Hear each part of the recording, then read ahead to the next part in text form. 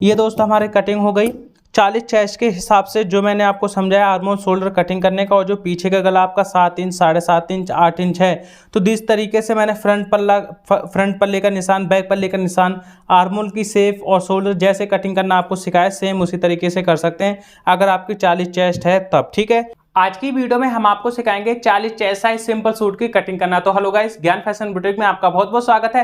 आज की वीडियो में हम आपको सिखाएंगे 40 चेस्ट साइज सिंपल सूट की कटिंग करना, कैसे हमें सूट में आर्म और शोल्डर की कटिंग करनी चाहिए, कैसे हमारे सूट के निशान लगेंगे फिटिंग के, जिससे कि हमारी सूट की फिटिंग बहुत अच्छी है। तो सारा कुछ मैंने आज की वीडियो में आपको डिटेल में सिखा दिया है। छोटी सी वीडियो, अच्छे से वॉच करेंगे तो आप एक ही बार में ही सीख जाएंगे। आइए दोस्तों, वीडियो करते हैं स्टार्ट और सीखते हैं कुछ नया। जैसे दोस्तों यहाँ पर ये हमारा सूट का कपड़ा है, यहाँ पर मैंने प्रेस वगैरह फिनिशिंग से लगा दी है इसमें। ठीक है, जब भी मैं सूट की कटिंग करना आपको सिखाता हूँ या फिर अपनी बुटीक पे मैं काम करता हूँ तो हमेशा प्रेस लगा कर ही सूट की कटिंग करते हैं, क्योंकि इससे क्या होता है काफ़ी ज़्यादा फिनिशिंग आती है सूट में और सूट की फिटिंग बहुत अच्छी आती है। ऊपर का कपड़ा जो है दोस्तों वो हमारा बाजू का, इसमें हमारी छोटी बाजू बनेंगे, तो मैंने कटिंग करके हटा दिया है पहले से ही।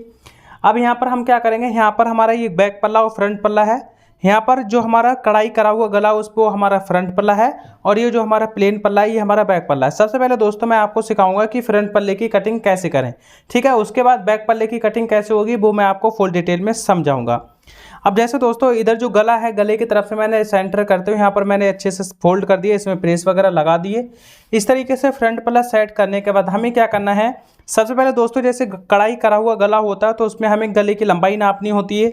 जैसे इसमें जो भी गले की लंबाई हो उसमें आपको आधा इंच ऐड करना और गले की लंबाई का निशान लगा देना है। 7 इंच हमारा गला है, आधा इंच ऐड करेंगे, 7.5 इंच पर इस तरीके से निशान हम लगाएंगे गले का। ठीक है, यहाँ से हमारा निशान लग गया।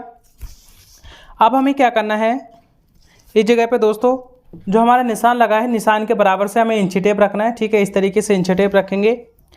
अब यहाँ पर हमें टोटल लंबाई का निशान लगाना है। जैसे यहाँ पर जो हमारी लंबाई बनेगी वो 40 इंच बनेगी, यहाँ पर हमारी 40 इंच लंबाई बनेगी। तो यह जो हमारा बॉर्डर है, बॉर्डर दोस्तों इस तरीके से लटकता हुआ लगा देंगे। ठीक है, बैक पल्ले में हमारा कपड़ा है इसमें, लेकिन आगे पल्ले में कम है, तो इस तरीके से लटकता हुआ लगा देंगे बॉर्डर, तो हमारा ही 40 इंच लंबाई बन जाएगी। ठीक है, अब इस तरीके से लंबाई हमारी फुल बन जाएगी इस सूट में। अब हमें क्या करना है, दूसरा जो निशान लगाना है वो हमें लगाना है आर्मो लेंथ का, वो हम लगाएंगे 7.25 इंच पर।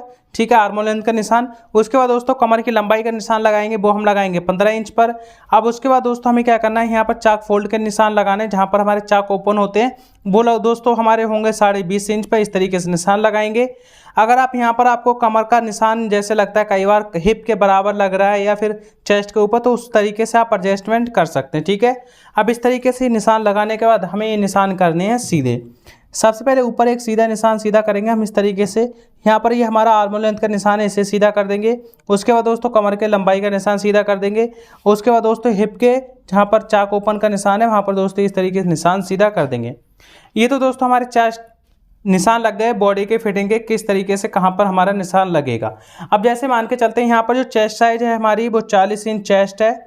कमर यहाँ पर दोस्तों हमारी 36 इंच है। हिप दोस्तों यहाँ पर हमारी 44 इंच है। अभी हमारा तैयार नाप है। ठीक है, अब तैयार नाप की फिटिंग कैसे लगती है, जब हमारा सूट का फिटिंग होता है तो दोस्तों हम क्या करते हैं, इस जगह पे चौथाई भाग लगाते हैं। जब भी हमारी सूट की फिटिंग के निशान लगते हैं चौथाई भाग लगता है। जैसे चेस्ट 40 इंच है तो यहाँ पर चौथाई भाग लगाएंगे 10 इंच पर। ठीक है, और 36 इंच हमारी कमर है तो चौथाई भाग लगाएंगे 9 इंच पर। और यहाँ पर हमारी 44 इंच हिप है तो यहाँ पर चौथाई भाग लगाएंगे हम 11 इंच पर। ठीक है, इस तरीके से निशान लगाने के बाद यहाँ पर 11 इंच पे एक निशान लगाएंगे। निशान लगाने के बाद ये निशान को करेंगे सीधा। यहाँ से दोस्तों ये निशान सीधा करना है हमें फिनिशिंग से। उसके बाद दोस्तों यहाँ पर हमें जितना हमारा स्केल है उतना ही हमें चाक फोल्ड का निशान सीधा करना है। ये हमारी सेफ अंटी है, सेफ अंटी की मदद से चेस्ट और कमर का निशान सीधा करेंगे इस तरीके से। अब उसके बाद हिप और कमर का निशान हमें सीधा कर देना है। यहाँ पर दोस्तों हमें 1.5 से 2 इंच तक का टायर लूज का मार्जिन छोड़ते हैं, इस तरीके से हमें मार्जिन छोड़ना है।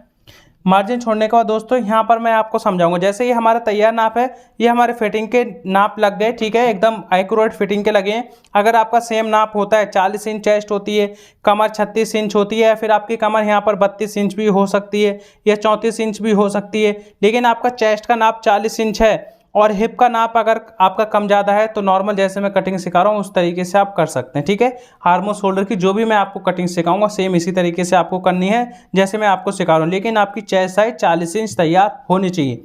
अब तैयार नाप किस तरीके से, जैसे मैंने दोस्तों यहाँ पर 37 इंच चेस्ट का नाप लिया बॉडी का। कमर का दोस्तों हमने यहाँ पर लिया था 34 इंच और हिप का नाप जो हमने लिया है वो दोस्तों लिया है यहाँ पर 43 इंच।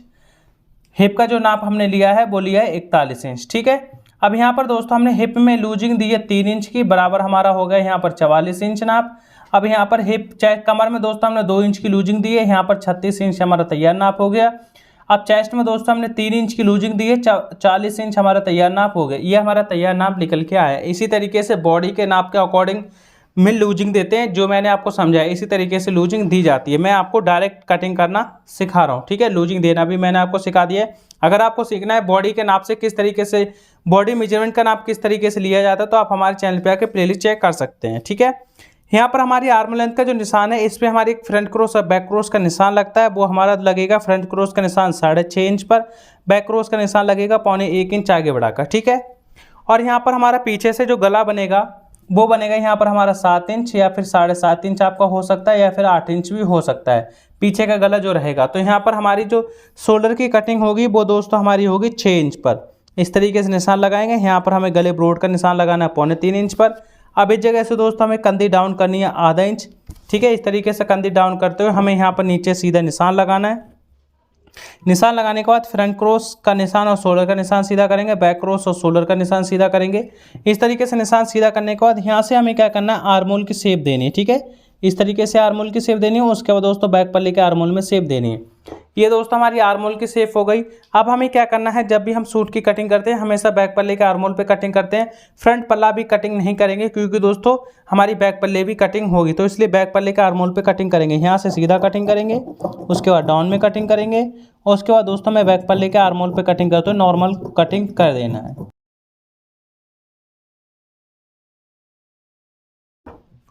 इस तरीके से हमारी कटिंग हो जाएगी। अब हम इसका बैक पल्ला भी कटिंग करेंगे। सबसे पहले मैं बैक पल्ला बिछा लेता हूँ, उसके बाद इसी को उसके ऊपर सेट करना है। ठीक है, जैसे यहाँ पर दोस्तों ये हमने बैक पल्ला सेट कर लिया है। आपकी तरफ ओपन साइड है, मेरी तरफ 1 साइड है। अब जो बैक पल्ला है, बैक पल्ले के बराबर से हमें क्या करना है, नीचे की तरफ तो हमें छोड़ देना कपड़ा, ऊपर क्या करेंगे इसी के बराबर से हमें अच्छे से बिछाना है। ठीक है, जो हमारा 1 साइड की तरफ से अच्छे से आपको बैक पल्ले को सेट करना है। सेम इसी के बराबर से बिछाना है। बिछाने के बाद नॉर्मल इसकी हमें कटिंग कर देना है। ठीक है, इस तरीके से बिछाने के बाद इस कपड़े की हमें जो हमारा फ्रंट पल्ला कटिंग हुआ था उसी के बराबर से बैक पल्ले को कटिंग कर देना है।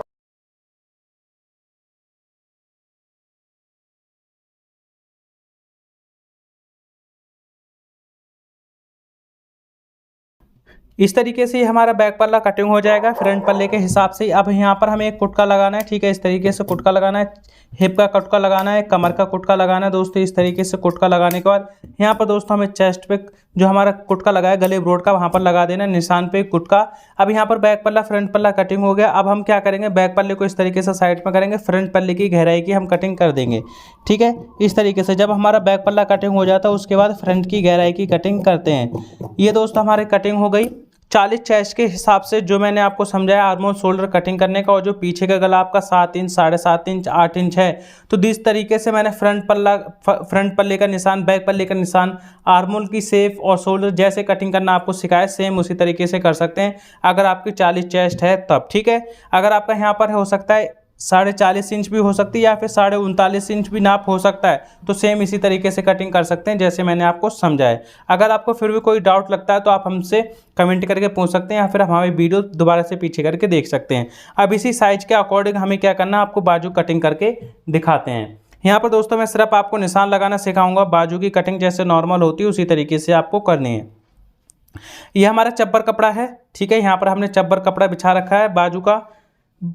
बाजू कटिंग करने के लिए सबसे पहले एक ऊपर निशान लगाना होता है। ऊपर निशान लगाने के बाद हमें क्या करना है, इंच टेप इसी के बराबर से रखना है। अब यहाँ पर सबसे पहले हमें बाजू आर्म लेंथ का निशान लगाना है 3.5 इंच पर। जितनी भी आपकी बाजू की लंबाई हो नॉर्मल ½ इंच ऐड करके निशान लगाना है। निशान लगाने के बाद हमें यहाँ पर निशान सीधे करने हैं। ठीक है, इस तरीके से ये निशान सीधा करेंगे। यहाँ पर दोस्तों ये निशान सीधा करेंगे। यहाँ पर हमें तुरपाई का फोल्ड का मार्जिन छोड़ना है।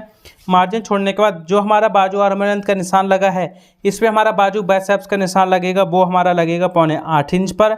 बाजू की जो लंबा गुलाई है वो हमारी 6.25 इंच। इस तरीके से निशान सीधा करेंगे। निशान सीधा करने के बाद यहाँ पर हमें निशान लगाने के बाद यहाँ पर टाइट लूज का मार्जिन छोड़ेंगे। ठीक है, इस तरीके से मार्जिन छोड़ने के बाद यहाँ पर हमें आर्मोल की शेप देनी है। ये हमारी आर्मोल की शेप हो जाएगी, बाजू नॉर्मल हमारी कटिंग हो जाएगी। उसके बाद क्या करेंगे, फ्रंट की गहराई की कटिंग इस तरीके से कर देनी है। ये दोस्तों तरीका होता है बाजू कटिंग करने का। 40 चेस्ट के हिसाब से अगर आप बाजू की कटिंग कर रहे हैं तो नॉर्मल जैसे मैंने आपको समझाया उस तरीके से आप कर सकते हैं। अगर आपको हमारी वीडियो में कुछ भी कन्फ्यूजन लगी हो तो आप हमसे कमेंट करके पूछ सकते हैं, या फिर हमारी वीडियो छोटी सी है, दोबारा से पीछे करके देख सकते हैं, आपको अच्छे से समझ में आ जाएगा।